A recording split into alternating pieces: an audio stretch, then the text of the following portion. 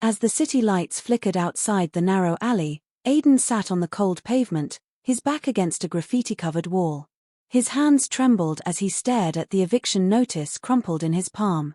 Just weeks ago, he had a steady job, a small but cozy apartment, and dreams of becoming a renowned chef. Now, all of it had crumbled.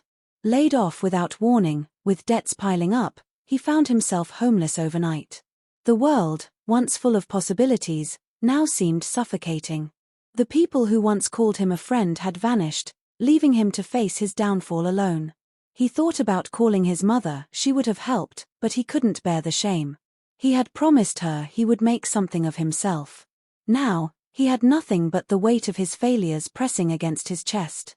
Hunger gnawed at his stomach, but the deeper hunger was in his soul, the hunger for redemption, for a second chance. He pulled his tattered coat closer as the night deepened, unaware that this lowest moment would soon spark the fire within him. Morning arrived with a crisp chill, and Aiden awoke to the distant chatter of a bakery opening nearby. The scent of fresh bread filled the air, pulling him toward its warmth. He hesitated before stepping inside, embarrassed by his ragged appearance. The owner, an elderly woman named Mrs. Carter, noticed his hesitation and, without a word, placed a steaming cup of coffee and a roll on the counter. "Eat first, talk later," she said with a kind smile. Over the next few days, Aiden found himself returning, not just for food but for the sense of belonging the bakery provided. Mrs. Carter saw something in him, a broken but talented young man, and offered him small tasks in exchange for meals.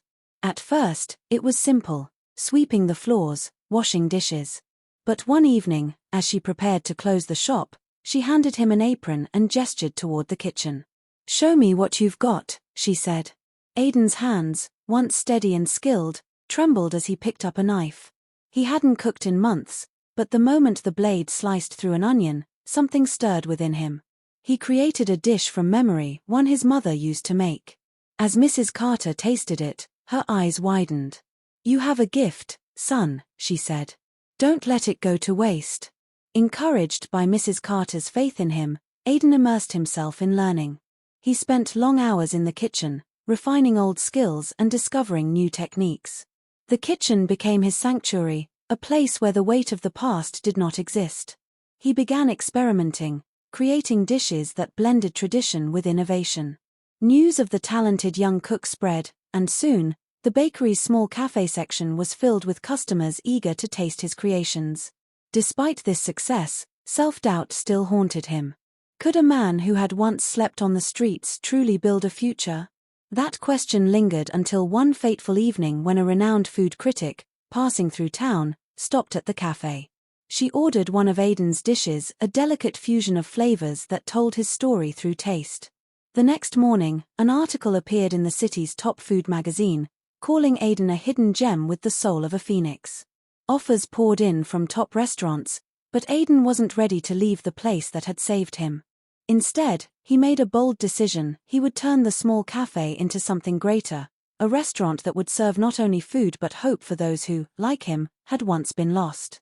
With the community rallying behind him, Aiden transformed the bakery's cafe into Phoenix Bistro, a restaurant dedicated to second chances. He hired people who had struggled like he once did, former addicts, the homeless, those who just needed someone to believe in them. Each dish carried a story, each meal a reminder that no one was beyond redemption. As Phoenix Bistro flourished, so did Aiden's personal growth. He reconciled with his mother, who wept with pride when she stepped into the bustling restaurant. "I never stopped believing in you," she whispered, and for the first time in years, Aiden allowed himself to believe in himself too. He started mentoring aspiring chefs, sharing not only culinary skills but lessons on resilience, perseverance, and the power of community. His story spread beyond the city, drawing attention from national media. When asked about his success, he simply smiled and said, "I was broken, but fire refines the strongest steel." Years later, as Aiden stood before a packed auditorium delivering a keynote speech at a global culinary summit, he reflected on his journey. From the cold pavement of an alley to the warmth of a kitchen filled with laughter and purpose, he had truly risen. He no longer saw his past as a chain but as a foundation, proof that even the deepest despair could lead to the greatest triumphs. Phoenix Bistro expanded into multiple locations, each maintaining its mission of giving second chances. Aiden's life had come full circle, but he knew this was only the beginning. He had become more than a chef, he was a symbol of hope, a living testament that no matter how far one falls, the fire within can always reignite. As he looked into the eyes of young dreamers in the audience, he ended his speech with the words that had become his mantra. ***, we are not defined by how we fall, but by how we rise. ***, and with that, the phoenix within him soared higher than ever.